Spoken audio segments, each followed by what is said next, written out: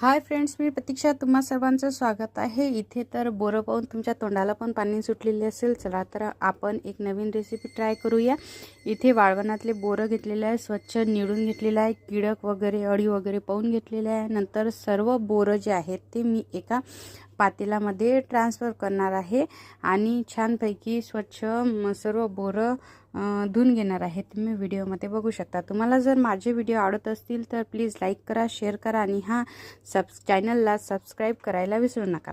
सर्व बोरं छानपैकी स्वच्छ धुवून घेतल्यानंतर मी ते एका पातेल्यामध्ये टाकून देणार आहे. बोरं धुवून घेण्याचे कारण की आपण वाळू घालतो तर त्याच्यावरती धूळ वगैरे बसते, त्याच्यासाठी. नंतर त्याच्यामध्ये अर्धा ग्लास पाणी ठेवून 5 ते 10 मिनिट छानपैकी शिजू देत आहे. तुम्ही बघू शकता आपले बोरं देण्यासाठी ठेवून घेतले आहे. त्याच्यानंतर मी चवीनुसार गूळ घेतलेला आहे, इथे काळं मीठ घेतलेलं आहे आणि लाल तिखट घेतलेलं आहे. तुम्ही तिखट स्किप सुद्धा करू शकता तुमच्या आवडीनुसार. त्याच्यानंतर बोरं तुम्ही बघू शकता किती छान टम्म फुगलेले आहेत आणि त्याची साल थोडीशी म्हणजे नरम पडलेली आहे. तर आता वेळ आलेली आहे आता याच्यामध्ये आपल्याला गूळ टाकण्याची. तर आपण याच्यामध्ये चवीनुसार गूळ टाकून घेऊया आणि आपण जे मीठ घेतलं होतं ते मीठ पण टाकून घेऊया.